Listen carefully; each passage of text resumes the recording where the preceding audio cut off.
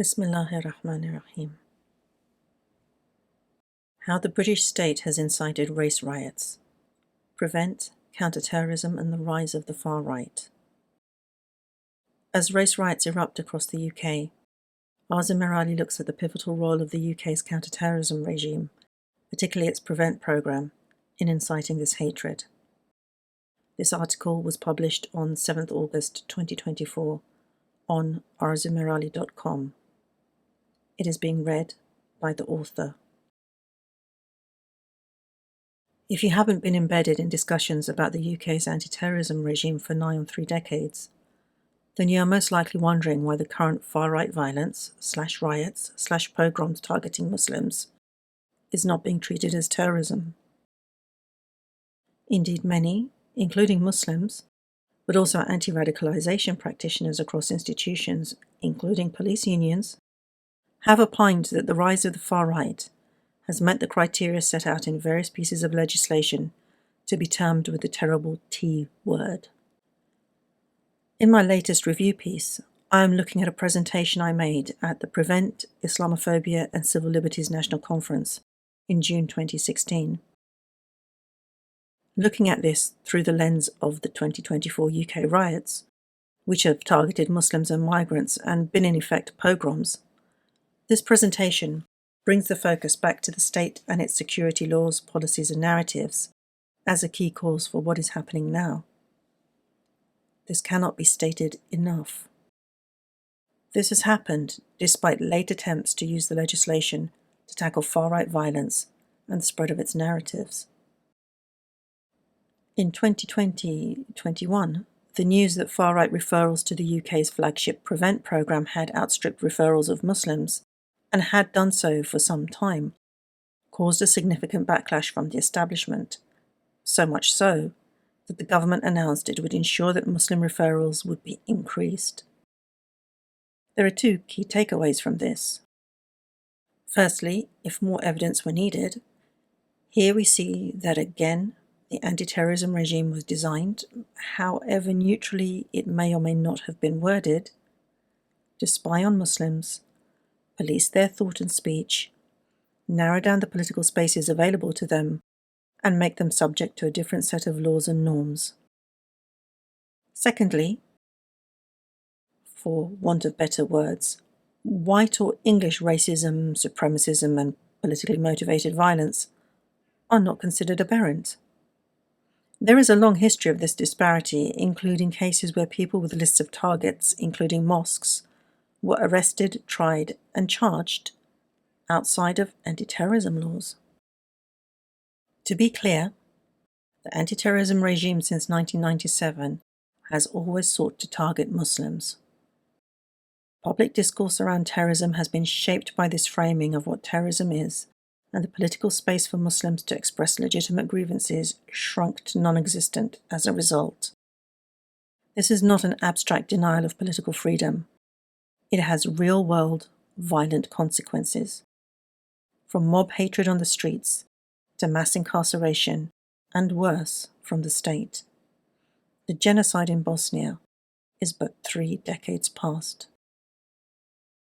In the research published as Environment of Hate, the New Normal for Muslims in the UK, myself and co-author Said Ar-Amali argued that, quote, the discursive praxis of Prevent may be one of, if not the most significant factor in the rise of street-level hatred against those perceived to be Muslim, as well as normalizing differential treatment of communities of colour and culture using the rhetoric of community cohesion and British values.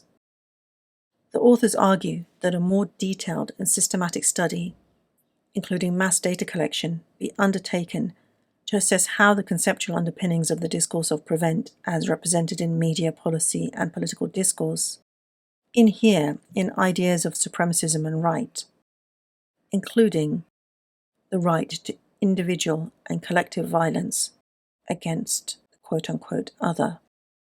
End quote. The state's role in this is essential. We have seen for decades how anti-racist activism, whether that is critiquing structural and street racism or campaigning for justice in Palestine, have been demonized by successive governments of supposedly different political ilks. Indeed, there has been a severe backlash against pro-Palestinian activism since October 2023, and it has come from both main legacy parties in the UK, and which saw the incoming government suffer notable losses of their base vote as a result. The fact that mainstream media is regurgitating the narrative that the British police have been implementing two-tier policing, that somehow they have been discriminatory against the white working class and lenient to the racialized other, is both ludicrous and terrifying. July has already seen a community uprising in Hare Hills, where police assisted social services in removing children from a Roma family in what appears to be, at the very least, a heavy-handed and provocative way. We have seen the video evidence of shocking police brutality at Manchester Airport against Muslim men, the background to which has now been presented by the family's lawyer Amar Anwar.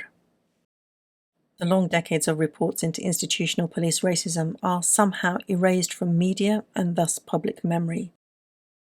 How can the Fourth Estate have any credibility when it now simply parrots racist talking points to the point of absurdity? My 2016 presentation, and the research it was based on, states that the rise of the far right is a result of state Islamophobia, not a cause of Islamophobia. The UK's Prevent Duty and subsequent 2015 law concretized Islamophobic narratives around gender, gender rights, democracy, security, so-called British values, human rights, loyalty. The research undertaken by Islamic Human Rights Commission and published in 2015 highlighted how street-level attacks against Muslims and those perceived to be Muslims were, in their perpetrators' minds, a form of retaliatory action based on these narratives. Further, attacks on Muslim civil society, as well as governmental and media discourses around Muslims, were increasingly focusing on these narratives in particular around loyalty and entryism, security threats, and dangers to democracy. Whilst in 2016, and before the vote for Brexit, the street-level attacks were still primarily the acts of individuals, the potential for both organised street-level action, as we are now seeing in 2024, and extreme state violence existed and were flagged up as imminent dangers. Quote, "On the one hand, there is confidence in individuals of whatever ilk to commit attacks or perpetrate discrimination, and indeed to revert to racist modes of behaviour associated with decades gone. Part of this behaviour is mobilisation against anti-racist activism. State mobilisation against those challenging societal ills, including racism, gives succour to pre-existing right-wing groups, legitimising such thinking and providing a recruiting tool. Whilst those provoked to attack are a minority, the hate environment also breaks bonds of compassion and empathy. As described above, when attacks take place, there can often be a veil of silence amongst those also present, with no one offering to help. Amelie et al. Have remarked on this previously as a worrying precursor to a serious breakdown of social bonds that can precede mass action against an outgroup. With this default assumption of no going back, warning signs can be missed. For example, detentions without charge based on profiling turning into mass detentions and internment of communities." End quote. In 2024, we can see that the orchestrated mob violence let loose on minoritized communities using Islamophobia and anti-immigration rhetoric, which are not mutually exclusive, is already eliciting more muted responses from the state, its institutions, and the media. As people are being arrested and taken to court, comparisons between the charging of defendants and sentencing of those found guilty with, for example, the 2011 and 2001 riots, must be urgently made. Already there has been a reluctance to name the violence as racist and then as Islamophobic. Yesterday, journalist and former Labour, now Green Party advocate Owen Jones described the riots as terrorism, providing a thread of government figures hyping up Islamophobic narratives over the years, and correctly stating that they have stoked up the violence we are living through today. It's good to see some of the mainstream now understanding this, but we cannot wait around trying to get this understood to be something that has, both in the public imagination and in law, become a term associated almost exclusively with Muslims. It's a distracting argument, and more evidence, as I argue in the 2016 presentation, of the capture of the social imagination that Prevent has achieved. Even if we could get the definition of terrorism applied to far-right groups, why would we want to? The legal regime of countering terrorism in the UK has always been about the power of naming, and that power lies with the state and its institutions. The problem of misapplication will not go away if another group is included. We don't need the power to shift goalposts in arbitrary and ultimately unjust ways like this and previous governments. We need honest government, committed to the hard task of equality for all the citizens and denizens of this country. We don't need a protracted fight or discussion over what constitutes terrorism.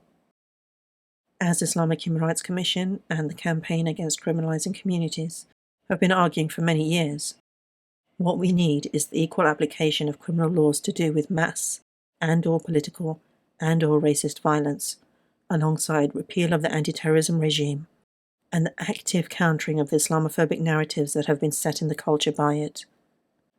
Without the swift recognition of the state as to its culpability in the violence being meted out on our streets, things will get rapidly worse. The checklist for mass violence against Muslims is now in full operation. What is next? Arzu Merali is a writer and researcher based in London, UK.